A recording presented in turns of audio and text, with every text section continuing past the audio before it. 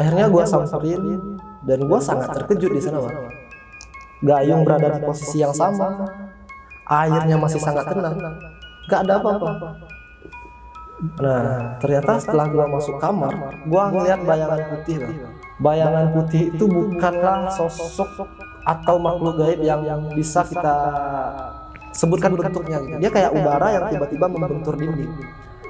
Dia terbang kayak gimana sih? Dia terbang terus membentur dinding, hilang.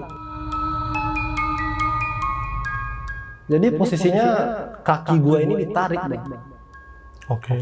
Ya. Jadi gue nggak bisa ngeliat ke kaki gue karena gue tidurnya terlentang kan. Jadi setelah gue lihat ke kanan dan gue ngeliat sosok kuntilanak, Bang. Dan wajahnya tuh penuh darah.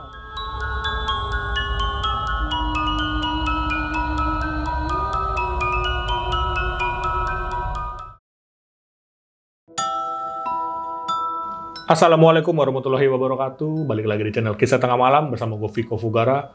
Pada kesempatan kali ini gue udah kedatangan narasumber lagi nih yang ingin berbagi kisah horornya ketika dia bekerja di sebuah kafe di daerah Jakarta Utara. Ya udah, di sebelah gue udah ada Bang Doski. Halo Bang Doski. Iya, Bang. Gimana kabar, Bang? Alhamdulillah sehat. Itu kerja di kafe itu tahun berapa, Bang? Itu awal 2022, Bang. Awal 2022 sampai kapan tuh kerjanya? Sampai 3 bulan lah gue kerja di sana. Oke, jadi 3 bulan aja ya gitu. Ya, 3 bulan terus gue berhenti kerja di sana.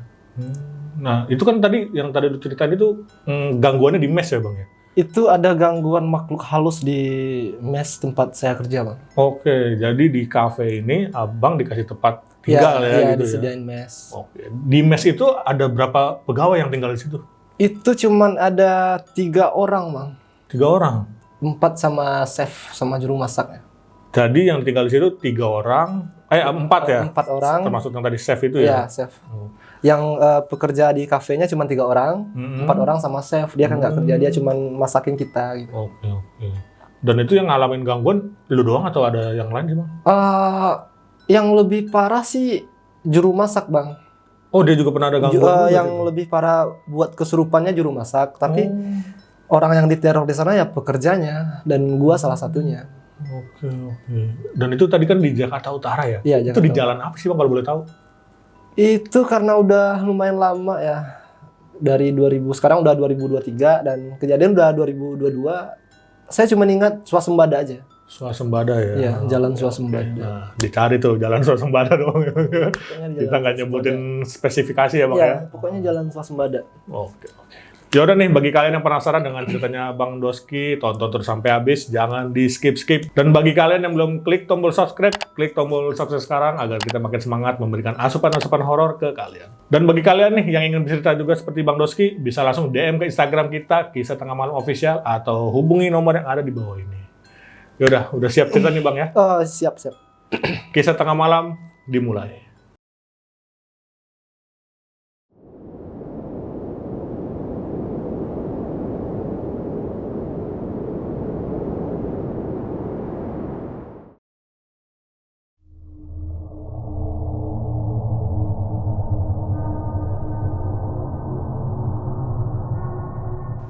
Jadi gua itu sebenarnya orang Padang, Bang. Dan jadi gua mencoba peruntungan untuk mencari pekerjaan di Jakarta. Jadi sebelum gua berangkat ke Jakarta itu, di kampung gua nganggur, Bang. Sebenarnya gua sebelum berangkat itu gua udah nyari link, Bang. Kayak siapa sih teman-teman gua yang di Jakarta kan? Gua coba nanya tuh, coba nyari di Facebook dan segala macamnya. Gua telepon, ada info nggak yang biar gua pas gua nyampe Jakarta gua langsung kerja. Gitu dalam pemikiran gue. Dan setelah 3 bulan ternyata nggak ada gitu. Dalam kepala gue, kalau nggak ada terus gue nggak jadi berangkat nih gitu kan. Akhirnya gue panggil tuh Bapak RT lah di daerah sana, dan dia membantu jalan gue untuk pergi ke Jakarta. Karena dia mempunyai teman yang yang tinggal di Bekasi waktu itu. Nah, jadi temannya itu tinggal di Bekasi, dan akhirnya gue berangkat dari Padang ke Jakarta. Dan gue turun di Bekasi. Tahun berapa tuh pas pertama ke Jakarta? Itu awal 2022. Awal 2022. Nah, jadi di Bekasi itu juga nggak ada pekerjaan, Bang. Nah, jadi karena gue udah terlalu dalam ya, kayak mikir-mikir terlalu jauh tapi nggak jalan-jalan gitu kan. Akhirnya gue memutuskan untuk berangkat aja lah gitu. Jadi setelah sampainya di Bekasi itu cuman ada tempat tinggal dan ya kita makan bareng lah gitu kan. Cuman kayak gitu-gitu aja lah, kerjaan nggak ada gitu. Terus sekitar 4 hari gue jalan-jalan tuh bang, nyari kerjaan. Apa sih yang bisa gue lakuin di sini? Kan tujuan sebenarnya nyari kerja kan. Gue nyari kerja kemana-mana, gue bertanya pekerjaan yang paling cepat biar bisa makan gitu lah. Kerja hari itu langsung dikasih bayar hari itu gitu. Nah jadi karena nggak dapat juga, yang ada habis dong bang, ya kan, yang dari kantong kita dong yang keluar gitu. Akhirnya gue memutuskan untuk jalan ke Jakarta Utara. Kembali tuh petualangan baru tuh. Masih dengan status nggak punya tempat tinggal, nggak punya temen juga di sana. Nah jadi di sana gue udah mulai jalan. Itu udah lamaran, gue anterin lamaran ke toko-toko. Sampai pada suatu hari gue itu dipanggil buat interview dulu bang di salah satu kafe. Karena gue udah sering nyebar-nyebar toko, kafe-kafe gue nyebar tuh. Jadi di sana gue dapet bagian waiters. Dan hal yang membuat gue tertarik untuk kerja di sana, karena di sana ada akustiknya juga bang. Oke, jadi ada live musiknya. Ada gitu live ya? musiknya, selain jadi waiters kita juga bisa nyanyi dikit-dikit lah gitu kan, bakat terpendam lah gitu. Nah jadi di awal di sana itu gue kerja disediain mes bang. Jadi di mes itu ada gue, ada juru masaknya, dan 2 orang karyawan lainnya. Sebenarnya karyawan di sana itu banyak bang, lumayan banyak. Dan gue nggak tahu kenapa orang-orang itu nggak mau tinggal di mes gitu. Oh, oke. Jadi total pegawainya sebenarnya Banyak, total pegawainya banyak. Berarti yang di mes doang yang Di tertentu mesnya doang itu sedikit. ya? Oh, yang Memang 4 orang tadi ya itu 4 orang. Emang benar-benar chef yang kerjanya buat masak, dan 2 orang lagi perantau yang dari luar kota juga. Gitu. Jadi di sana yang sebagian itu ada yang tinggal di rumahnya, ada yang ingin lebih bebas dan mencari kos sendiri gitu. Oke, gue nggak punya uang buat kos, akhirnya gue mau nggak mau gue harus tinggal di mes dong. Nah, setelah tinggal beberapa lama di sana, ternyata ada kejadian aneh bang. Jadi si juru masak ini tuh sering kesurupan bang. Dia sering kesurupan dan kayak memang diganggu gitu. Kadang ada saatnya dia stabil dan kita ngobrol nyambung. Itu nyambung tuh. Dan ada fase di mana kita ngobrol nggak nyambung. Jadi ada saatnya di mana dia kesurupan, itu udah semua badannya itu udah keras bang. Posisi di mes itu cuman berempat gitu. Gua, dia, dan 2 orang karyawan lainnya kan. Akhirnya kita memanggil orang pintar yang tinggal di dekat daerah tersebut. Jadi orang pintar itu datang langsung dengan membawa beberapa sesajen yang menurut dia bisa mengobatinya gitu kan. Dia menyediakan 2 buah jeruk. Jeruk yang pertama buat dia iris, dan jeruk yang kedua buat dipegang oleh yang kesurupan. Itu ada percakapan di sana. Pas diiris-iris kan, jadi si juru masak ini langsung ngelempar bang. Dilempar gitu sambil bertanya. Ngelempar ke si orang pintar ini. Iya. Dia ngelempar orang pintar itu dengan jeruk, terus dia bertanya. Terus orang pintar ini bertanya, siapa kau gitu kan. Terus yang kesurupan ini menjawab, kamu nggak perlu tahu siapa aku gitu. Habis itu dia kejang-kejang semuanya. Setelah itu pingsan dan seperti biasa dia itu akan balik normal lagi gitu. Kayak nggak kejadian apa-apa aja gitu. Iya, kayak nggak kejadian apa-apa. Jadi ada fase di mana dia normal, kita ngobrol nyambung, terus tiba-tiba dia hilang kesadaran gitu. Dia akan meronta-ronta gitu. Jadi kenapa kita mengobatinya pada hari itu? Karena dia itu udah ngamuk-ngamuk waktu itu. Udah parah lah. Udah parah lah dia waktu itu.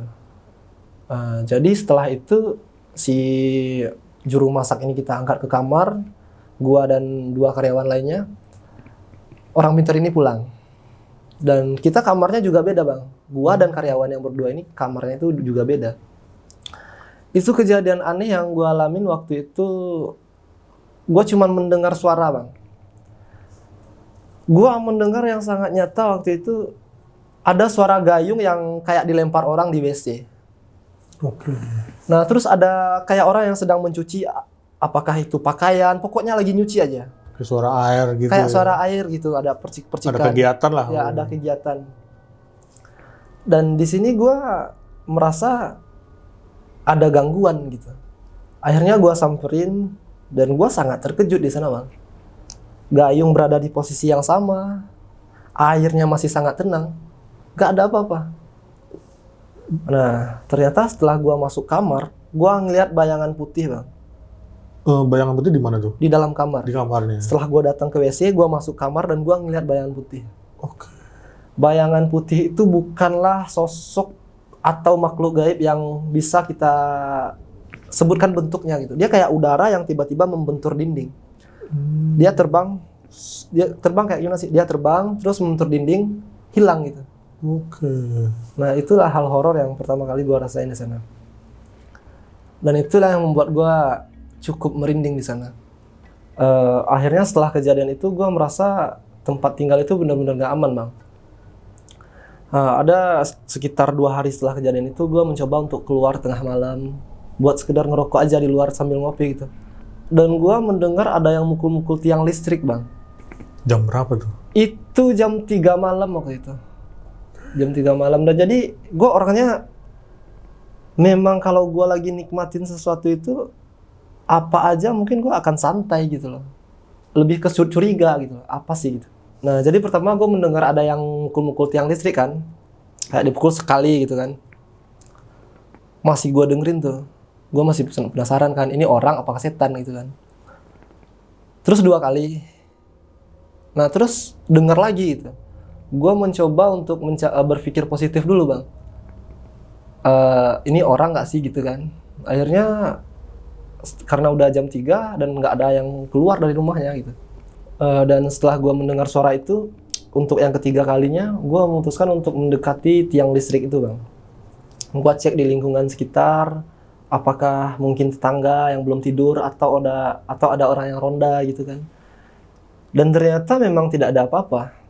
Kosong aja. Kosong banget waktu itu. Gue masih ingat memang kosong, gak ada orang sama sekali waktu itu.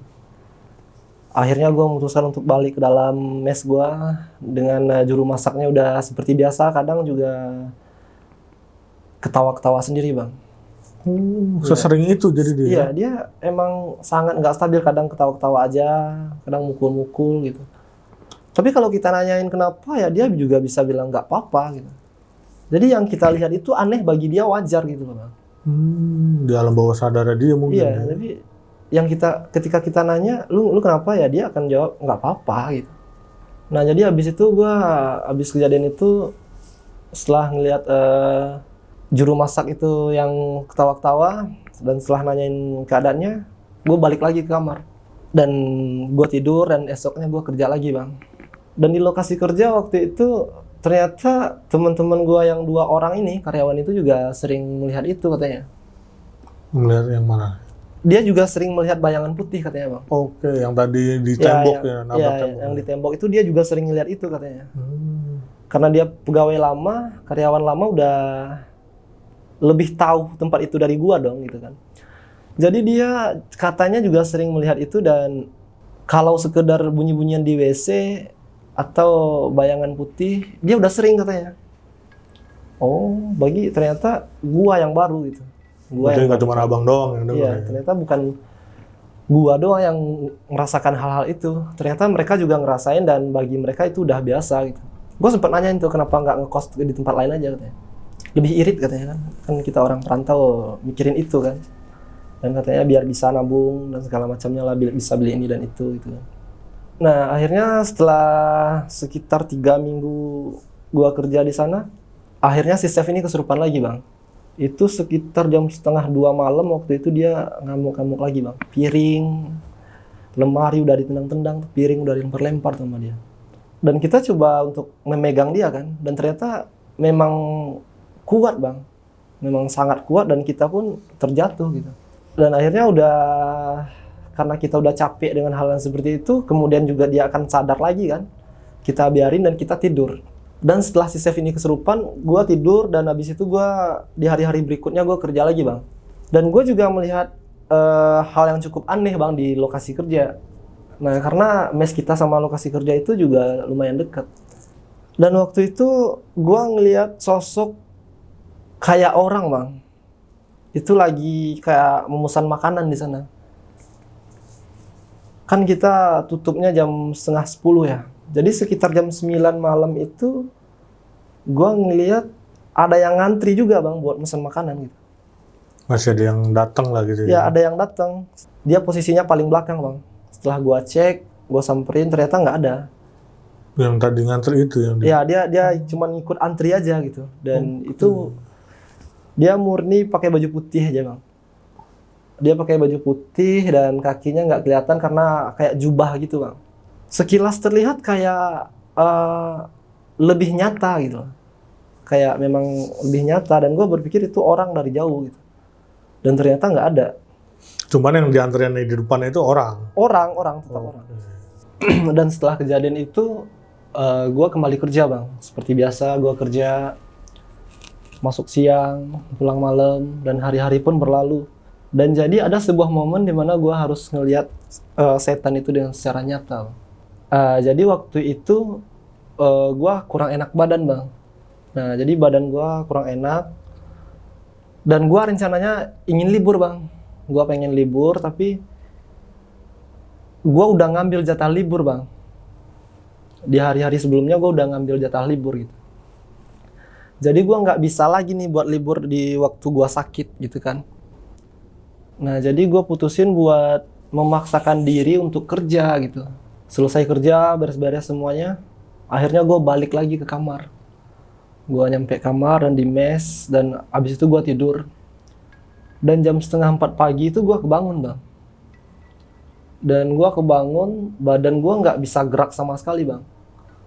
Oke. Abang tahu erup-erup nggak? Oh di rep-rep. Erup-erup. Nah kalau bahasa sininya erup-erup kalau nggak salah aja. Nah jadi gue kena erup-erup waktu itu. Jadi posisinya kaki gue ini ditarik bang. Jadi gue nggak bisa ngelihat ke kaki gue karena gue tidurnya terlentang kan. Nah jadi gue cuman bisa ngelihat ke kiri, kanan, dan ke depan itu aja, ke atas itu aja. Jadi gue nggak bisa ngelihat ke kaki gue. Jadi setelah gue lihat ke kanan dan gue ngelihat sosok kuntilanak bang. Oke. Dan wajahnya itu penuh darah bang. Wajahnya penuh darah, kakinya itu nggak menyentuh tanah bang. Guanya ngadep ke pintu waktu itu dan kuntilanaknya ngeliat ke gua bang. Dan kalau kena erup-erup ini nggak bisa gerak bang. Kita nggak bisa gerak. Dan hal yang paling bisa gua lakuin waktu itu membaca ayat-ayat yang gua hafal gitu. Dengan perlahan tuh gua lepasin bang. Akhirnya lepas dan kuntilanak pun hilang bang. Oke. Nah dari sana gue udah sangat ketakutan bang. Posisinya aja udah jam 4 pagi. Gue udah nggak berani buat buat tidur di dalam. Gue udah nggak berani. Gue keluar dari kamar gue. Orang-orang udah pada tidur semua di kamar masing-masing kan. Akhirnya gue keluar buat ngopi, biasa ngerokok, dan gue nggak tidur. Nah jam 7 paginya gue balik lagi ke kamar bang. Dan jadi ketika gue ini nggak tahu ya apakah gue diikutin setan atau memang gue udah ditakdirkan buat dierup-erup terus gitu. Ini udah kayak emang sering bang, gue dierup-erup emang sering. Gue dierup-erup itu emang sering dan terjadinya itu sering ketika gue sakit bang. Oke. Dan kejadiannya pun pas di mes ini ya? Ya di mes. Sebelumnya nggak pernah gitu ngerasain kejadian di rep-rep begini ya? Maksudnya di rep-rep ini abang ngerasainnya seringnya di mes? Enggak, gue sebelumnya emang udah pernah juga. Oh, jadi selama hidup lah ya? Ya selama hidup. Dari kecil dari SD nyampe umur sekarang, gue emang diikutin. Oh, jadi kalau lagi sakit aja nih? Lagi sakit aja yang paling sering gue diikutin tuh. Oke. Kalau gue sakit aja, gue pasti tuh bang. Kalau kadang-kadang lihat sesuatu, gue sering kalau lagi sakit. Nah jadi yang paling parahnya di mes ini bang. Ya, jadi sampai ditampakin tadi ya? Ya yang paling ditampakin itu di mes ini. Di dalam kamar itu gue emang ngelihat sosok itu. Wajahnya itu udah penuh darah semuanya bang. Nah akhirnya di hari setelah itu gue memutuskan untuk nggak kerja. Ya gue udah nggak peduli dimarahin sama bos lah gitu kan. Gue nggak peduli. Dan akhirnya di siangnya gue juga dierep-rep lagi bang.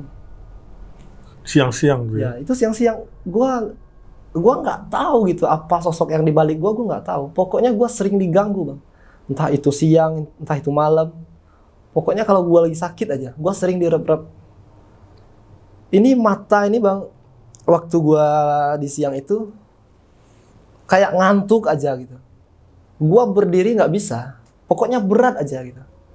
Dan gue nggak tahu apa yang ada di dalam hidup gue sampai sekarang, gue masih bertanya dengan hal itu gitu. Pokoknya kalau gue sakit, gue sering direp-rep, dan di siang itu mata gue ini berat aja bang, pengen tidur aja. Nah akhirnya gue tidur tuh bang. Tidur seperti biasa, badan gue mulai berat lagi tuh. Dan gue ngeliat lagi bang, di siang itu pun gue ngeliat bang. Yang sama tadi tuh, yang kuntilanak Iya itu? sama. Oke. Dan gue nggak pernah tahu tujuannya apa gitu loh.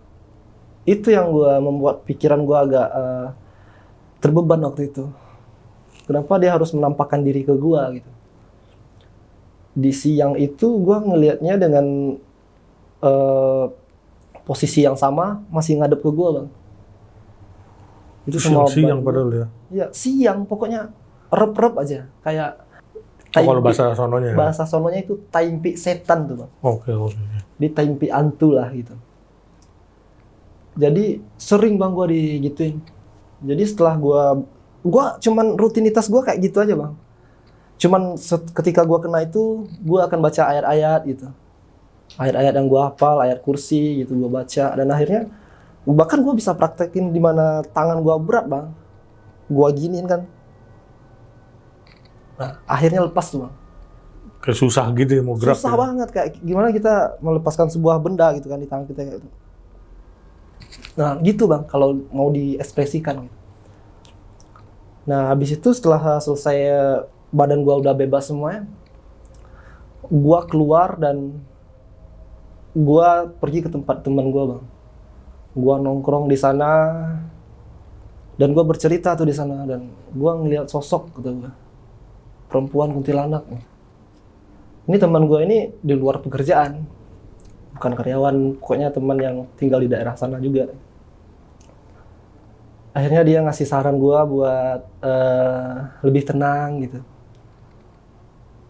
Dan setelah itu gue balik lagi bang ke mes. Balik lagi gue ke sana dan alhamdulillah beberapa hari setelah itu aman. Dan beberapa minggu kemudian si juru masak ini kesurupan lagi bang. Oke. Juru masak ini kesurupan dan itu udah paling parah dan nggak bisa diobatin waktu itu. Gak bisa diobatin gimana tuh? Nggak bisa dikeluarin bang. Oh, Dia jadi itu kayak memberontak banget gitu, kayak mencakar-cakar dinding gitu. Jadi akhirnya karena kita udah nggak mampu mengatasi itu dan kita membiarkan si juru masak itu bang. Akhirnya dia mencakar-cakar dinding, loncat sana sini, dan akhirnya dia terjatuh ke tanah bang. Dan di samping kepalanya itu ternyata ada kaca bang, serpihan kaca yang pecah. Dan akhirnya dia meninggal bang. Oke. Jadi lagi kesurupan. Ya, lagi kesurupan di luar kendali dan dia jatuh ke tanah dan akhirnya meninggal. Itu posisi dia jatuh ke tanah itu maksudnya di lantai atas atau? Enggak, dia cuma jatuh di bawah gini aja di gitu. bawah Ya? gini aja. Oke. Karena badannya itu udah memang keras bang. Dia itu udah kayak memberontak gitu bang. Jadi jatuhnya itu bukan kayak jatuh orang normal gitu. Memang memberontak-berontak tiba-tiba jatuh gitu. Kayak ngebanting gitu ya? Membanting diri lah lebih tepatnya gitu. Jadi kalau orang normal mungkin kayak kalau jatuh dia nggak akan meninggal. Tadi karena dia membanting kepalanya dengan sendirinya dan kepalanya bocor. Tapi itu sempat ditolong? Sempat kita coba untuk membantunya.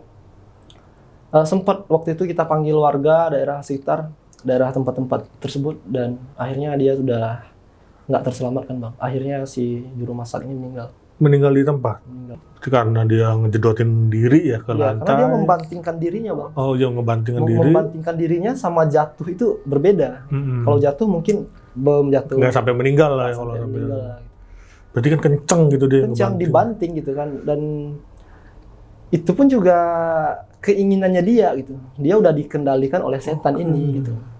Berarti pas ngebanting itu karena kepalanya kena apa tadi kayak percikan apa? Kaca, serpihan kaca. Oh iya, pas dibanting itu jadi kena serpihan kaca, akhirnya mungkin luka ya di kepala. Ya bocor kepalanya bang, Oh, pendarahan. pendarahan. Dan dia pun meninggal dan kita dimakamkan oleh pihak keluarganya. Tapi pihak keluarganya orang mana tuh? Di situ atau dia perantau juga? Dia kebetulan orang sana, dia emang kerja di sana. Jadi keluarganya datang karena jaraknya lumayan dekat, jadi datang dan dimakamkan. Berarti sampai makan korban ya. Iya. Dan itu pas ketika dia kesurupan itu ada si paranormal ini yang tadinya awal abang panggil tuh yang buat ngobatin? Enggak ada. Oh, belum ada ya? Enggak, yang dipanggil pertama udah enggak ada dia. Belum ada. Jadi waktu itu kejadiannya cukup spontan bang. Oke. Dia udah enggak tiba-tiba langsung ngamuk gitu loh. Belum sempat manggil paranormal yang ya. tadi itu ya? Kita masih mengatasi gitu. Oke. Kita masih mencoba dan akhirnya memang udah nggak teratasi. Akhirnya dia membanting badannya ke tanah. Nah, habis kejadian itu saya memutuskan untuk tetap bertahan kerja di sana, bang. Karena orang rantau harus tetap bertahan dengan keadaan yang mungkin serem, sulit dan segala macamnya harus bertahan kan. Jadi di hari-hari berikutnya itu saya terus dihantui, bang, oleh sosok makhluk yang saya lihat di depan pintu itu. Yang kuntilanak itu ya? Yang kuntilanak itu. Dan saya tidak tahu apa hubungan si juru masak dengan kuntilanak ini, saya nggak tahu. Tapi dalam pikiran saya mungkin aja si kuntilanak ini yang masuk ke wajah tadi almarhum tadi ya? Ke dalam almarhum itu. Kemungkinan besar. Dan tadi kan abang sempat bilang berarti kalau pas ketemu kuntilanak ini berarti apa pas posisi lagi sakit? Iya, lagi sakit.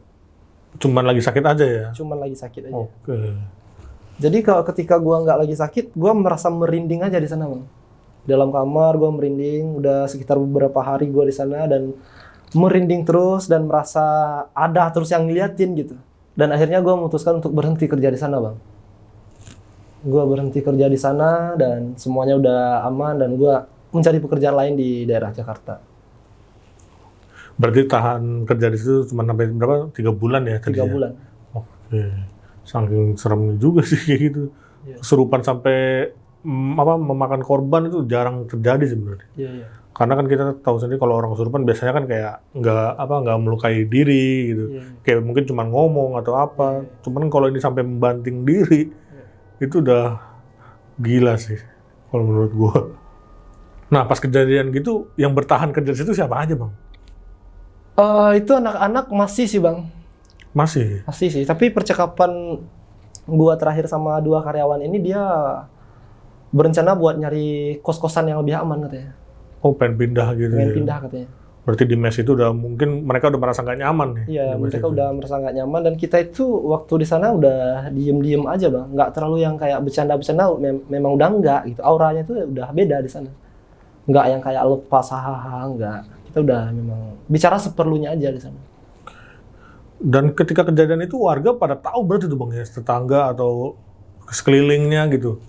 Sekeliling nggak tahu, bang. Sekeliling nggak tahu, cuman mereka yang tahu di puncaknya aja. Iya, yang kejadian yang pas sampai meninggal udah itu. meninggal, terus itu aja sih yang mereka tahu. Oke. Jadi kenapa masalah ini nggak berkembang, karena ya pihak keluarga udah tahu juga kalau dia itu diganggu oleh sosok tersebut gitu. Sosok makhluk gaib dan dia udah biasa dengan itu. Nah, kan yang si juru masak ini yang awal yang kesurupan, Iya. kan sempat dipanggil paranormal ya Bang? Iya. Itu si paranormal ini ngejelasin nggak sih? Ini yang masukin dia ini apa gitu? Enggak, kita juga nggak bertanya tentang itu waktu itu, bang. Oke. Jadi waktu kita manggil paranormal ini untuk yang pertama kalinya ya, jadi dia ini kan kesurupan dan sempat melempar paranormal tersebut.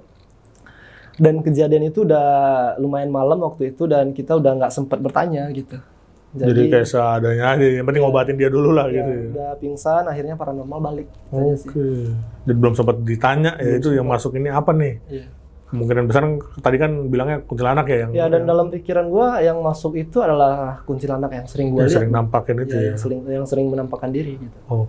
Nah, yang kuntilanak ini nih. Ini yang lain pernah lihat juga nggak sih Bang? Kayak teman Abang yang di mes sebelah pernah lihat juga atau Abang doang yang lihat menampakkan itu? Nah, kalau itu setelah gua tanya ke mereka, mereka cuma mendengar suara aja, Bang. Suara apa tuh? Suara kayak tolong gitu. Dia cuma mendengar kayak suara yang sama sih, mereka dengar kayak gayung kayak dilempar orang, suara percikan air. Nah, mereka sering mendengar itu juga. Oke. Nah, dan di tempat kerja abang ini pernah ada desas-desusnya nggak sih cerita di balik kuntilanak ini? Apa pernah dulu ada kejadian kecelakaan kerja atau dulu ada yang meninggal di situ cewek atau gimana tuh bang? Ada nggak cerita dari abang? Nah, saya nggak mendalami itu tuh bang. Oke. Karena saya datang cari kerja dan saya berpikir kerjaan itu nyaman dan saya bisa bertahan di sana gitu. Memang nggak menggali lebih dalam juga tentang itu gitu loh. Jadi nggak tahu asal mulanya ya? Nggak tahu kalau untuk asal mulanya saya nggak tahu tuh. Oke. Nah, semenjak kejadian itu nih bang, abang ngerasa kayak takut nggak sih bang? Kalau takut sih kayaknya nggak terlalu sih bang, karena yang saya tahu makhluk gaib, setan, jin ataupun iblis itu kan memang ada gitu kan. Dan yang sama-sama kita tahu kita hidup di dunia yang sama dan di alam yang berbeda, itu aja sih bang. Ya kita nggak tahu kan, bisa aja di sini ada sekarang kan, gitu sih. Tapi ya udahlah, selagi kita nggak mengganggu, aman-aman aja sih. Jadi dibawa santai aja lah Ya gitu dibawa kayak ya nggak perlu ditakutin. nggak perlu ditakutin ya. Tetap yang satu lah kalau buat yang ditakutin. Oke, sekian nih cerita dari Bang Doski untuk malam kali ini. Terima kasih banyak nih Bang Ya, Doski sama-sama. udah berbagi kisahnya di Kisah Tengah Malam. Dan bagi kalian yang ingin bercerita juga seperti Bang Doski, bisa langsung DM ke Instagram kita ya, Kisah Tengah Malam Official, atau hubungi nomor WhatsApp yang ada di bawah ini. Oke, gue Viko pamit undur diri dan Bang Doski juga pamit undur diri. Wassalamualaikum warahmatullahi wabarakatuh.